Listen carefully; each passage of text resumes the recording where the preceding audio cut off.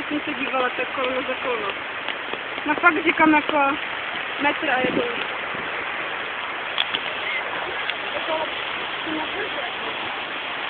Ale to je to tak na 30 metrů.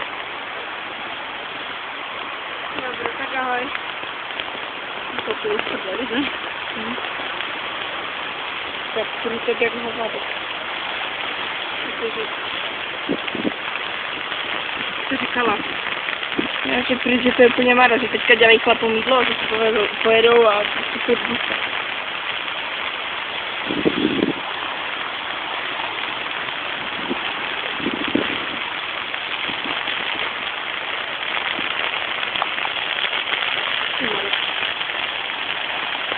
Taky kousek chybí, vole.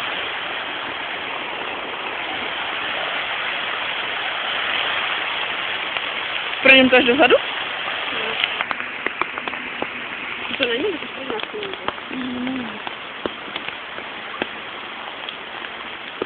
To jsi mě rychle teď?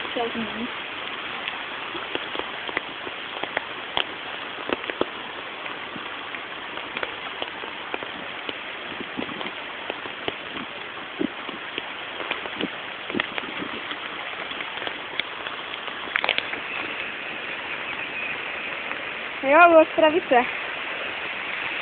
Jo. Jo, no to teprve Ostravice, chybí metr. Aha. Tak jo. Já mám to vyfocené, víš, jak jsou ty schody dolů. Tak ještě 6 schodů chybí. Je to jako strašné. No. Tomu nevěř. Jo. Jo, a když tak v úterý pojedu, půjdu. Jo, pojedem třeba odpoledne k tobě. Nebo kdy, jo? A co si říkáš? Jo? No co je uzavřené, jak jdeš na Slovensko? Nebo je, že jsem četla, že... Vidíš to, co to tam plave? Co to tam? Strom, vole.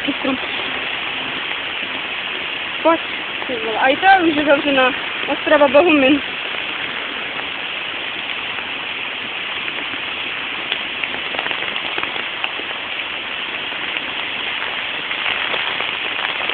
Jo. No, jako ta dálnice. Ah! Ah!